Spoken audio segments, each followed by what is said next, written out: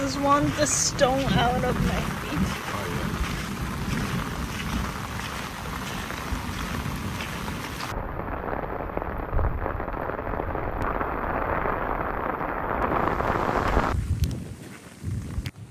Okay. What I have in my hands are the sales brochures for Forest City. This one is for commercial real estate and this is for residential. If we open this up, you can see there's a lot of floor plans. If you open it up even further, this is the map. And this is where we headed to in August, thanks to you guys' generous support for this channel. And I wanted to talk about that today. The futuristic mega green city aimed to be environmentally sustainable, secured with a comprehensive safety network just footsteps from the beach, and a luxury living within the vicinity of Asia's financial center, Singapore.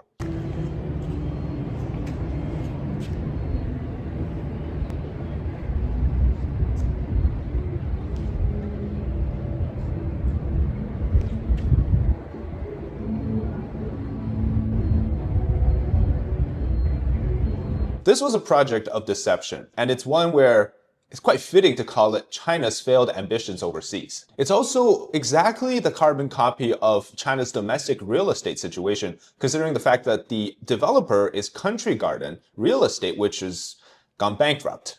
This is Forest City, a $1 billion mega infrastructure project from Country Garden. It just sits outside of Singapore in the Johor region of Malaysia.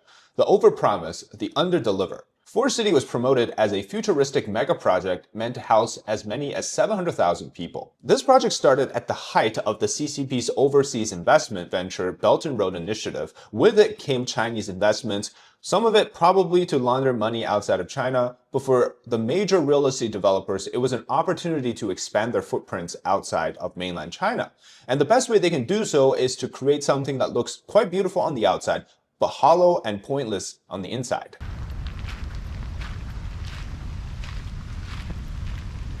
In some of the shots I took here, for example, these bungalows, they're mostly empty, unoccupied. But these tall towers at night show lingering lights. The completed buildings are not being filled to their capacity. The ones we stayed at, well, it was completely dark at night. Okay, pardon the nosebleed. We're just out here at night. This is about 8 p.m. maybe. Check out the building that we're staying at. It's 9 o'clock. There's, from this angle, there's like maybe 3 windows that have lights. Everything else is completely dark. I'll show you the other ones from above.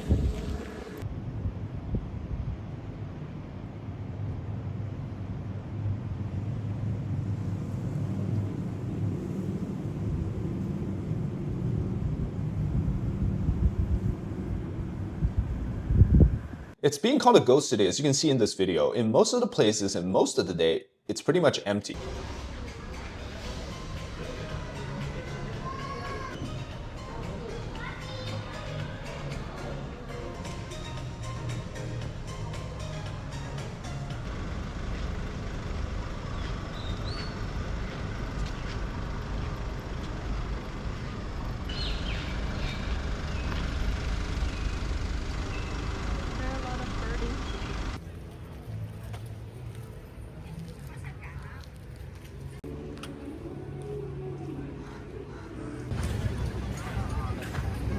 Do you want to try the Chinese bubble tea? I zoom into that one Liang. We should come back to that.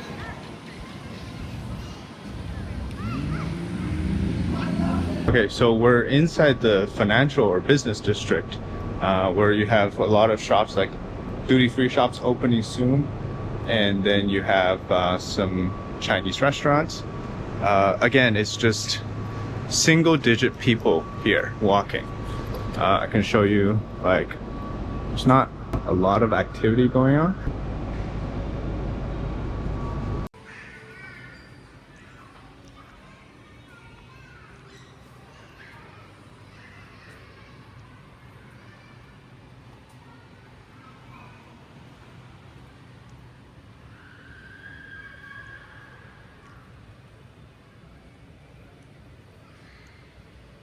Oh, this is the fried chicken place that I said. No, really. You wanna? Is that the outside? It's kind of scary.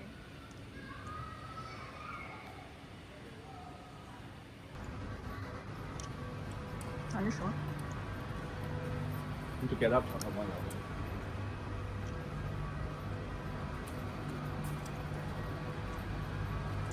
Maybe this way. That's when I took the picture.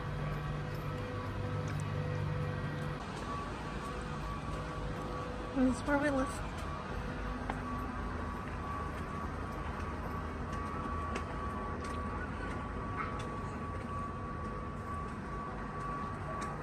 In this picture, well, compare it to a ghost city in China. The likeness is uncanny. Ignore all the things. You mean like sound and stuff? I hear like people, like in the building, the one I stay at, like no light, only like I hear people walking, but no people. Yes, so you are very alert. Yeah. You mean like ghost? Like Yeah. The supernatural. oh wow. Because I live at Atarazia Part 3. Aha. My block is only 2 people live Oh, there. 2 people. Yeah, That's so scary. yeah, so scary. So opposite my house, every night they're cooking, they're party. What? They push the chair, they're cleaning the house around 2 a.m. What? 3 a.m. But Oh. there's only 2 people. But do you hear like Water weird, sound, yeah, weird sound and stuff? and the chase, but no people inside. Oh my gosh. Many years already. Oh my gosh. Yeah. But just believe no. So there's currently about 10,000, less than 10,000 people that actually live there and do spend their daily lives in Forest City. The rest of the people are in and out traffic, such as myself, a tourist. There's a lot of Airbnbs being built or being used in those buildings. There's a lot of workers. Most of them actually make up the residential numbers too, since they live there. Sometimes you get people who come in once in a while to get a weekend getaway, or in the case that the weekend we went to was a triathlon event.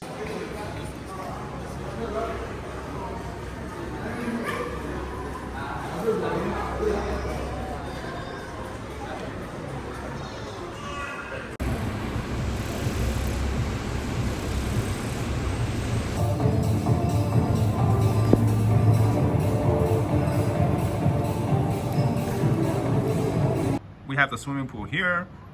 That's the beach. You can see that there's also a swimming pool for this Carnelian Tower, which I'll put up a picture. The building's very beautiful. You have some shopping and amenity stuff as well. So there's an outlet here. Nicer looking building in the middle is called the Forest City Marina Hotel, which when I tried to book it, it's always full. And if you look at other YouTubers, it's also full as well. But take a look at these buildings. We're much higher than them. But you can see but this is my view from the balcony here. So you got these, and you have this portion, and then you have the Carnelian Tower, which still goes up pretty high. But you can see the greenery it's quite nice. So it's a Saturday, it's 5 p.m. You really don't hear a lot of people. And there's really nobody walking around. Occasionally, like I saw some tourists, I saw a few cars, but really, most of the action is happening on the beach there, or some sort of maybe like a triathlon, swimming competition thing going on. But these are the people, What intrigued me the most was that it was perhaps the only place outside of China where you can experience the ghost city phenomena. You got these massive towering buildings that look like this entire concrete jungle from the distance, and just simply not enough people to fill them.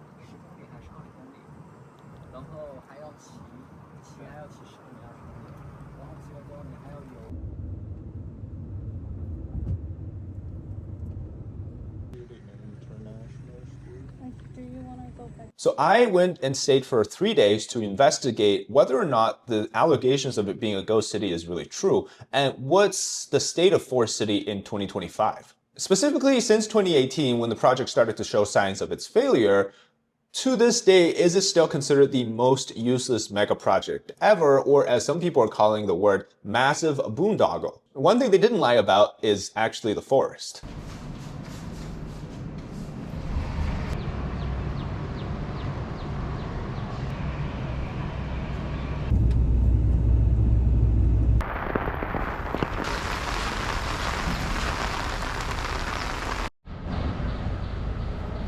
Now, first I want to take a moment to thank you guys for making this trip possible. It's quite expensive to travel to Singapore, which is why I created the campaign to fund for this trip. And that was something that I will never forget for the amount of contribution that you guys have done to support our journalism and this investigation. In the coming weeks, we'll start to roll out the exclusive gifts for your donations, so make sure to check your mailbox to see if you've received a notification from us. Now, first of all, getting into Forest City is already a chore for a tourist, but might be easier for a local. First, you get off at Singapore's Changi Airport from your flights. You go through to take an MRT, which is essentially like a subway, to the station called Tuas Link. And from there, you have to take a bus. That bus will take you directly into the checkpoint, the border between Malaysia and Singapore.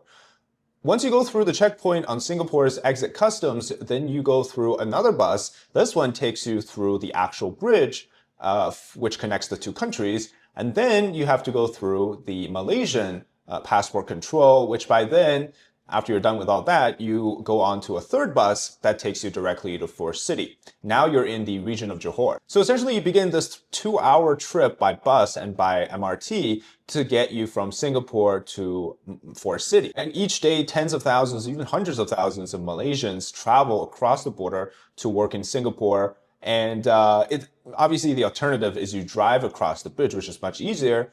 But because we're only staying for 3 days and we wanted to live inside Forest City, we decided not to rent a car. So the first shocking thing I found was I get off the bus. There's a lot of people here. I was like, this is not a ghost city. There's a lot of people here. Look at the restaurants are full. There's grocery stores. Customers are in there. They're shopping.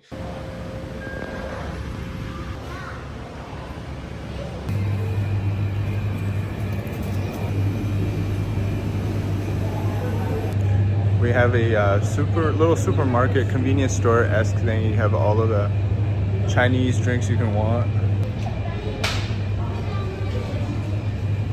You go to the beach, you see there's a lot of people. And then I find out that it's actually the weekend of this Malaysian triathlon event that's being hosted in Forest City. And in fact, a lot of these major events are being hosted in Forest City in order to boost the incoming traffic, to garner some interest, potential buyers and whatnot. So that's what they've been doing with this place. So to me, at first, it felt like I got into a resort hotel on some little man-made island type of situation. So to say that nobody lives in Forest City in 2025 is an exaggeration.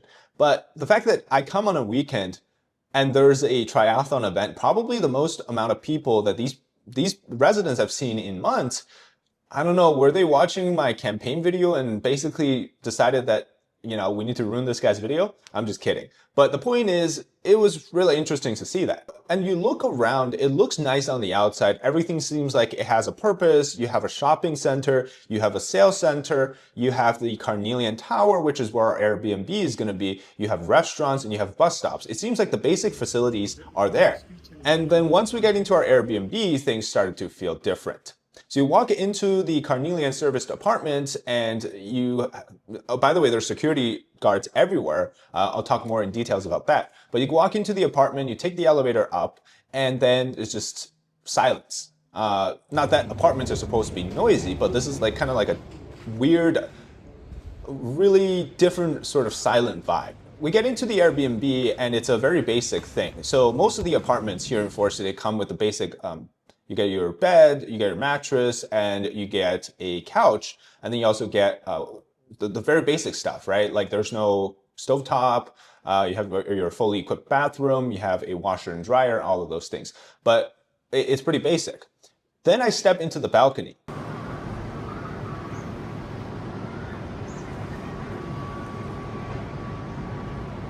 You look into the distance, it's just quiet. The entire place is quite massive.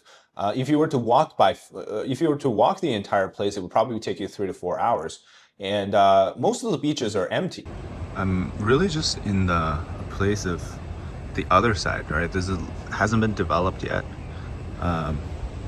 There's like nobody. Yeah, after that triathlon event's over, no people left, which by now should be the perfect time for beach. Get really close to the edge.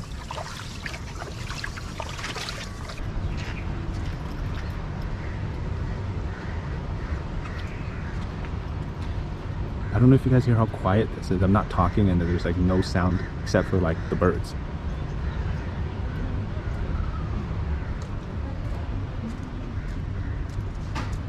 And most of the streets are empty. And then we went to the swimming pool, which basically nobody was using for the 3 days that we were there, except for one mom and daughter. And some of the people that, you know, after the marathon did use it, but most of the day it was empty. And I was trying to record a video in that, on that floor in this little library slash workspace area. And we had a cleaner that went into the pool because it's downstairs from the workspace. And he basically stayed there for 3 hours just hanging out because there's nothing to clean. Nobody's used it. And these people are just hanging around because simply there's not enough cleaning to be done.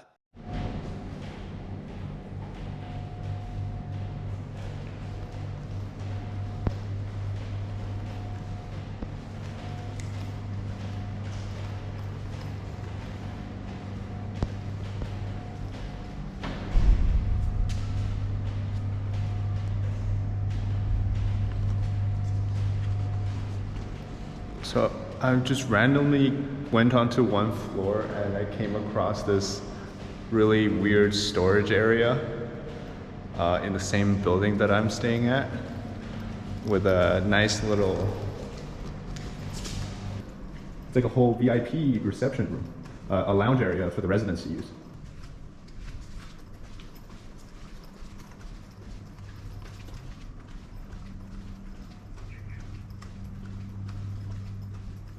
There's a whole hibachi situation that you can, I don't know, you can cook yourself or you can get your friends to come and hire a chef to do it for you. But that's the pool right underneath us. I'm just trying to figure out how to get inside though. It's very interesting. Yeah, there's like nobody living here. I don't know what, we saw some people in the elevator. They're here for the triathlon event. But other than that, there's like one guy, seems like he's British or Australian, a tourist just like us. But haven't seen other people yet. I'll show you, this is the balcony that when you look up, that's the top floor. And it's like flowery, super beautiful.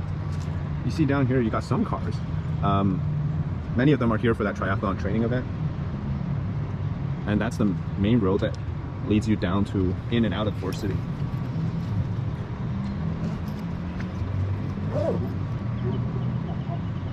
That's where it started to show the signs that this is not the city of tomorrow. The expectations and the reality is so different. The issue with Forest City isn't that it's not attractive to buyers, is that it's only attractive to a certain number of buyers. And with that set of buyers, they're not able to fulfill the real quotas of how many people can live here. The quality of the apartment is very subpar. You would need to do some major renovation. If you're renting the place, you probably cannot do anything with it.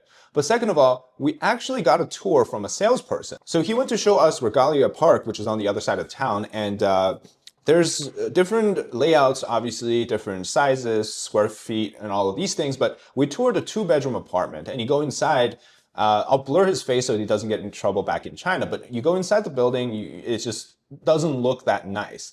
And then you go up the elevator, you go through to get to the unit. It's like dirty. It's some of the railings need to be repaired.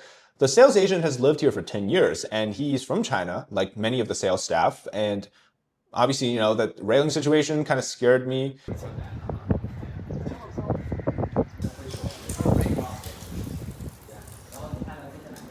And just how run down it seems. And when you go inside, you see that the furnitures are run down. The place is quite small. The view's nice, but you're also facing like a place of nobody. Like when you're up there, you don't see anybody on the street. Across from it are these $1 million units, which supposedly are being... One floor just 2 units, and which 2 of the private lift and 1 common lift. And each of the unit, the size is 4,500 square feet. Which one is so big? Fully occupied. But again, you don't see many people. Is Forest City still a ghost town? Well, yeah, it is. Because if you put up a city-like space with so many buildings and the proportion of how many of those units are being filled, yeah, it still feels like a ghost city.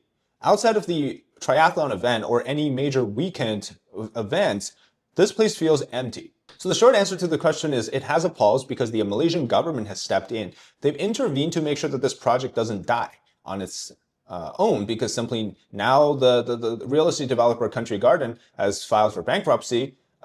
They don't have the money. I don't think they have the money to build more of this place. So I think it rests on the shoulder of the Malaysian government to do something about this piece of infrastructure / building project. But the pulse that I'm talking about is more like a resort with showrooms and you can rent to own type of situation. It's not really like you're actually living here, at least not now. The promise is in the future, maybe 2-3 decades down the line, that this whole place will become a little city with its own transportation, with a movie theater, casino, schools, shopping centers, etc. But as it stands right now, it's not enough. After the Chinese developer Country Garden's mega ambition project failed to attract enough buyers, the Malaysian royalty and Malaysian government stepped in.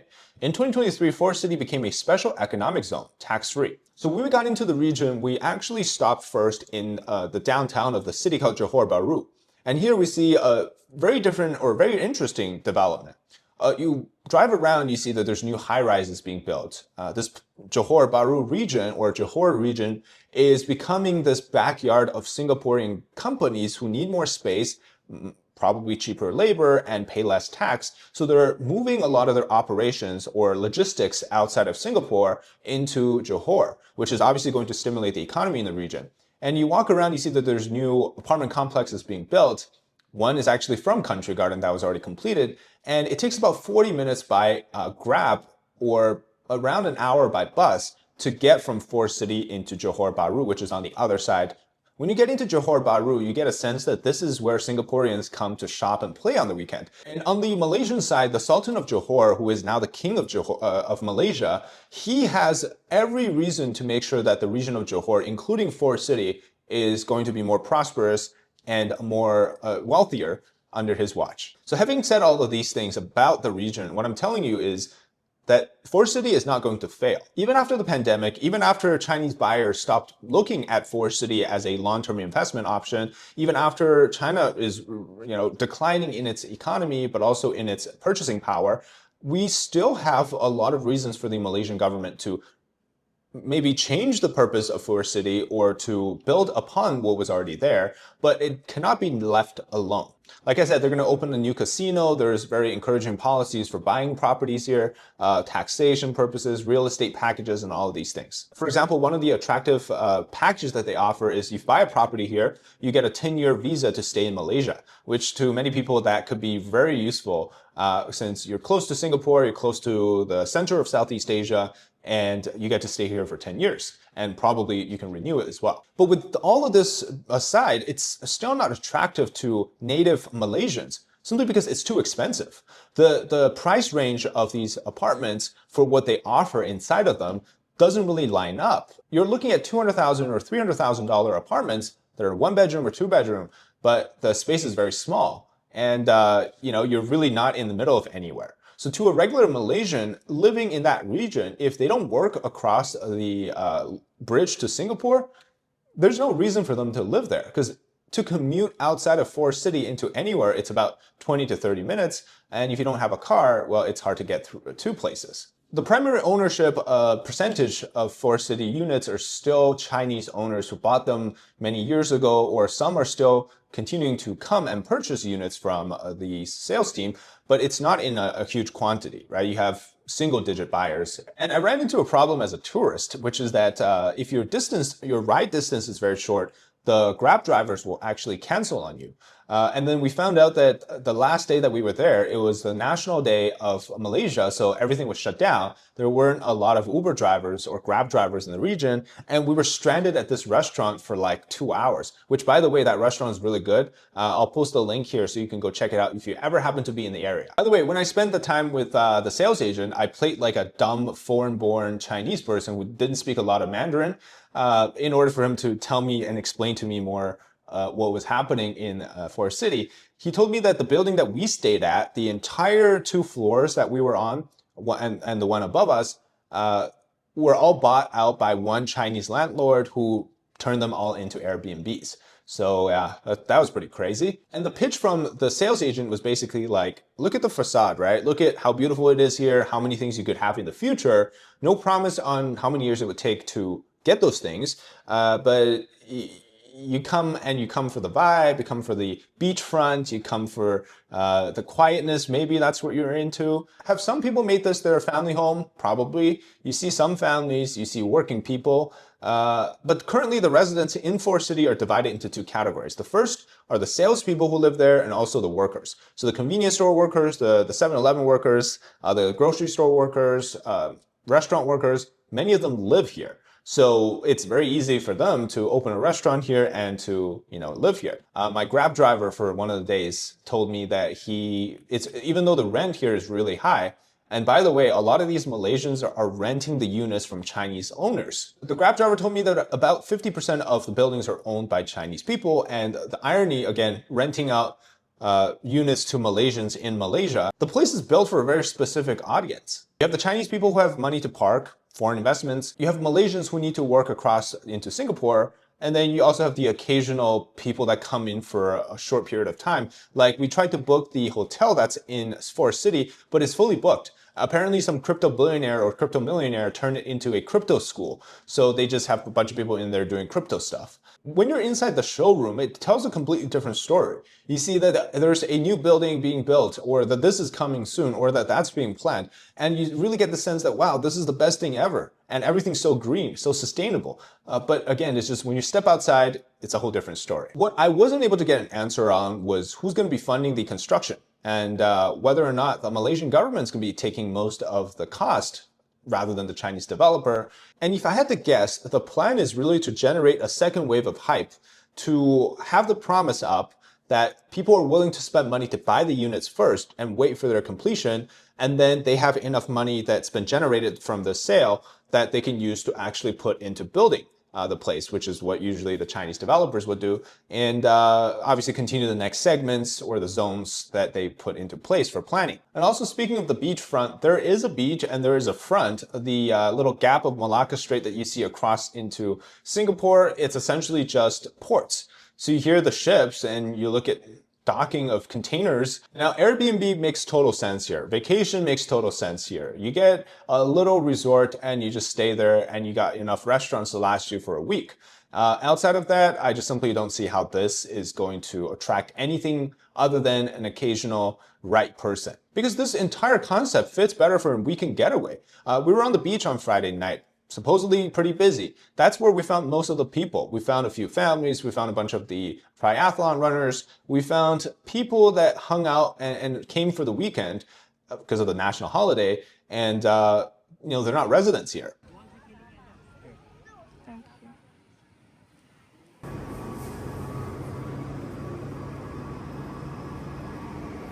There's no photo.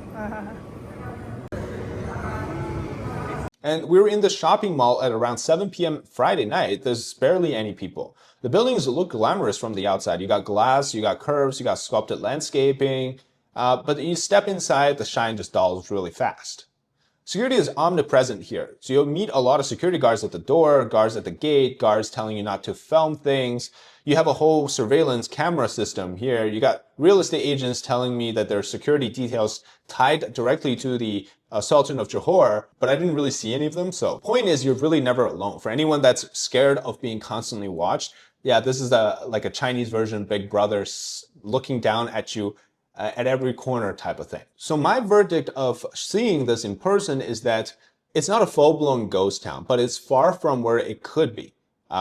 Or at least that's what they're telling me. And it's a place where you feel depressed after a few hours. If you're somebody who really needs to have a social circle, this is not the place for you. If you're somebody who's really into staying inside and just being by yourself, yeah, you can probably come here and spend the rest of your life living in isolation, because I doubt you'll have a neighbor anytime soon. And it's visually impressive, but it's just frustrating once you start to go inside. And honestly, if you're a short-term visitor, it can be fun. If you're a long-term stayer or a permanent property owner here, yeah, you'll start to notice the silence between the heartbeats. Thank you so much for watching this investigation on Forest City. I hope you enjoy the content. Let me know your thoughts in the comments. And thanks again for those that helped to contribute to our trip so far. And stay tuned for all of the gifts announcements that will come with the donations. All right, once again, thank you so much, and we'll see you next time.